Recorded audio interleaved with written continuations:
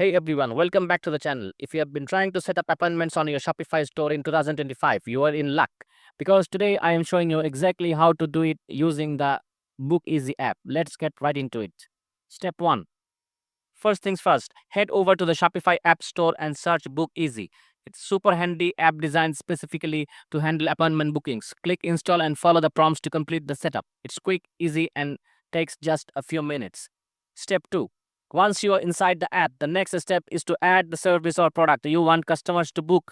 This could be anything from salon services to consultations or even product pickups. Just add them item and Book Easy will attach a calendar interface for customers to schedule their time. Step 3.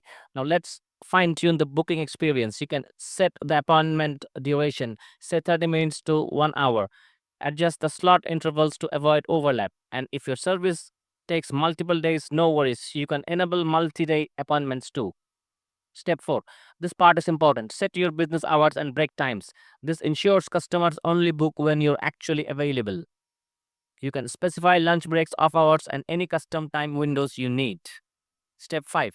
Next, head over to the blackout dates. These are days you don't want any bookings, like holidays, special events, or even personal time off. Just mark the days on the calendar, and Book Easy will automatically block them from customer view. And here is a cool bonus. You can even collect extra info from customer during booking, like special requests or contact details. Step 6. If you're got a team or you can add them too. This lets customers choose who they want to book with and perfect for salons, clinics, or consulting agencies. Assign working hours as per team member and Book Easy handles the rest. And that is it. You're now ready to start accepting appointments directly from your Shopify store. Book Easy makes the whole process smooth for you and your customers.